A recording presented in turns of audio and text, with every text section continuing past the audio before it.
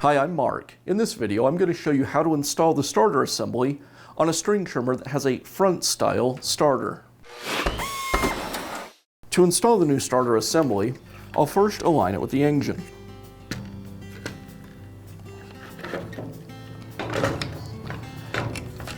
I'll thread the spark plug wire through the slot in the housing.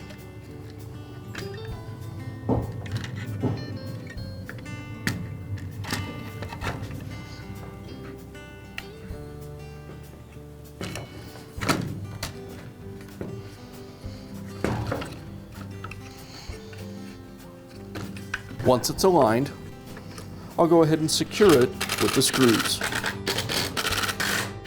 To install the clutch, I'll first install the backing washer onto the crankshaft, and then I'll thread the clutch onto the crankshaft. And I'll use pliers to secure the clutch.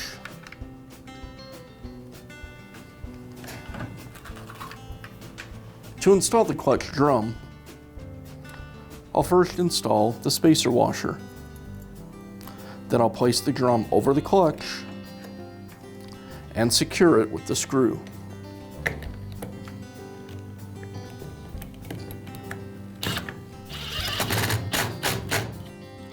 The screw is usually either a Torx number 20 or number 25. Now I'll reinstall the spark plug.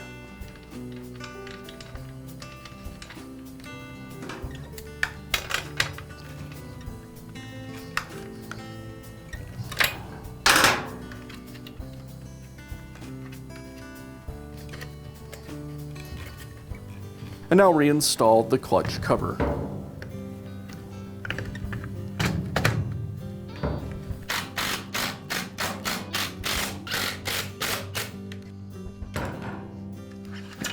And that's all it takes to install a new starter assembly on your string trimmer.